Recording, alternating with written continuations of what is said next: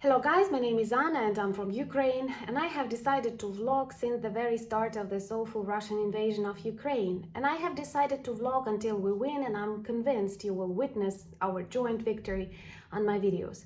So if you're new to the channel, please subscribe. And my today's vlog, I want to start with a big thank you. It's not even a thank you, it's more.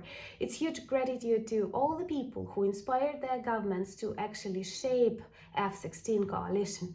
And soon we will receive fighter jets that we desperately need all this time, and we will be able to use them to protect our land. And I'm very, very grateful.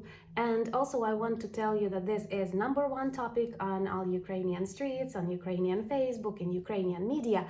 But I was so emotional when this became known, and many of you in your comments left me congratulations, and I felt how important Ukraine is in your lives, and I was so honored to have you. Honestly, like when you were congratulating me, giving me updates, telling me about your countries, and for example the training will take place in your country, this means so much to me and for every Ukrainian. And I believe that this victory is only possible because of our unity, because of our kindness, because of our mutual respect, something that our enemies lack. And that's why we all know that good always prevails. And we will demonstrate it once again, and we will demonstrate it together. So let me introduce you a little bit more to this fighter jet coalition that consists of perfect countries and perfect people who stand with us since the very beginning of this awful Russian war in Ukraine. It all started feeling good at the beginning of this week during Council of Europe summit in Reykjavik, when the United Kingdom, together with the Netherlands, Denmark, Portugal, started speaking about and Belgium started speaking about the need to provide Ukraine with F-16. And they all needed the permission of the United States, because the United States is the producer of F-16. And according to international military laws, we have to get the permission of the producer to be able to use the weapons. So yesterday, Joe Biden proved that they allow us to use fighter jets, and soon we will start receiving them together with training for Ukrainian pilots. Of course, there is one condition. This condition is that we cannot target Russian territory using F-16.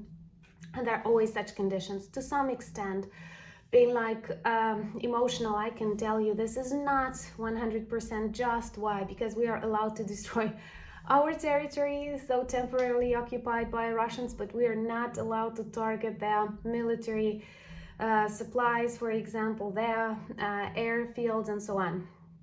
So actually this is not 100% just, but I'm very grateful for the fact that we will now actually have aviation, because Ukrainian aviation was almost absent, or it was very outdated. Plus Russia, in its special military operation that began straight away after the fall of the Soviet Union, did everything to demilitarize Ukraine. And actually lots of our jets were taken away back to Russia, were sold to Russia, or was sold as scrap metal to Russia, and now they come to bomb us, which is another lesson that Ukraine will learn forever. So you never demilitarize yourself if you have a neighbor like Russia. But contrary to demilitarization that they hoped will continue for Ukraine, we've received just the contrary, and because of our allies, we are getting stronger.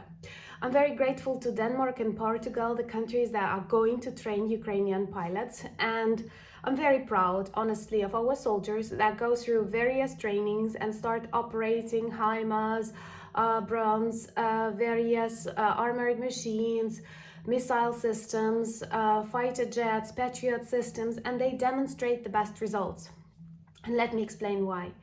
Not because Ukrainians are the best, but because it's not for the sake of training. It's not something that you do to get marks or to get a new rank in the military. It is actually our battle for survival. This is an existential war for Ukrainians, and every soldier who comes at a training analyzes and knows it's not for his career, it's for survival of his family, of his country. That's why they are doing the best. They are actually like living one life, and they realize that they have just one opportunity to protect their land, and they do the best. And I'm very proud of their results. on stopping the Russian Kinzhal. And I'm very proud of other things that they accomplish, and many of the instructors say that Ukrainians inspire them and they are happy to see the results. And I think that this is actually this win-win cooperation, because you provide us with the necessary weapons to stop the evil, and we're doing our best. We're not spoiling the resources that you spend on us. Also, I know that Russian trolls often like to demand this help and throw arguments like that your government spend too much money on Ukrainians. But many of the weapons that we receive, and including F-16 planes, these are old planes. This is not something new, something that you had to buy. And we're very grateful for that, because like we see how effective patriots are that are not super innovative, fighting the so-called Russian innovative Kinzhals. The same is with F-16, which are great planes capable of carrying long distance missiles and performing other important functions. And I believe this will be a true game changer in this war. But many of the weapons and tanks that we receive are actually second-hand. And in many countries, if not sent to Ukraine, they would have been stored somewhere or dug somewhere, spoiling your ecology. And this is the best way to spend them destroying Russian terrorists. So I'm very grateful that you inspire your governments and your presidents to react and not to forget about Ukraine, but actually to supply Ukraine with everything. And yesterday or today on G-7 meeting in Japan, in Hiroshima, I liked how Rishi Sunak meeting Zelenskyy told him, "You did it," or something. And you get this feeling of friendship in politics, of kindness, of human relations. And I think that this is something that we lacked for decades. And actually this distance, this reserve, this total neutrality might have been one of the reasons why Russia managed to grow into such a monster.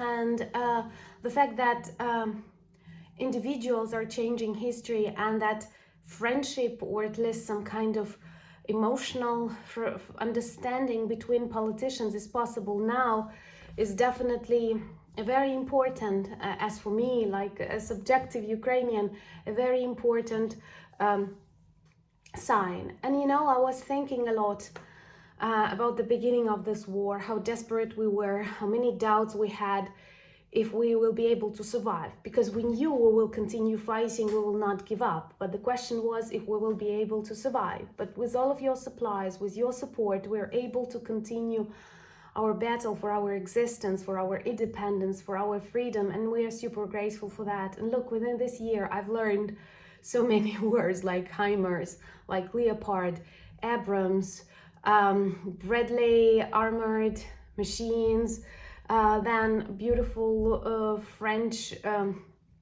wheeled tanks, Challengers, Patriots, then Shadow Storm, and I'm ready to learn many more if you provide us with them. I often read this comment, even among my subscribers and among Ukrainians, that imagine if we would have had all of this ammunition, all of this armor at the beginning of the war, how many people would have remained alive, how many territories would have remained Ukrainian. And to those who doubt, to those who think that we should make Ukraine weak and West weak and then Russia will feel safer, no. Russia is a classical bully, which is always a coward inside. And if Ukraine was smarter, and if we all cooperated before the start of this war, and we had enough of equipment and weapons to protect ourselves, Russia would have never attacked us. So for us Ukrainians and for the rest of the world, it's time to learn the lessons, but it is also the time to demonstrate the best.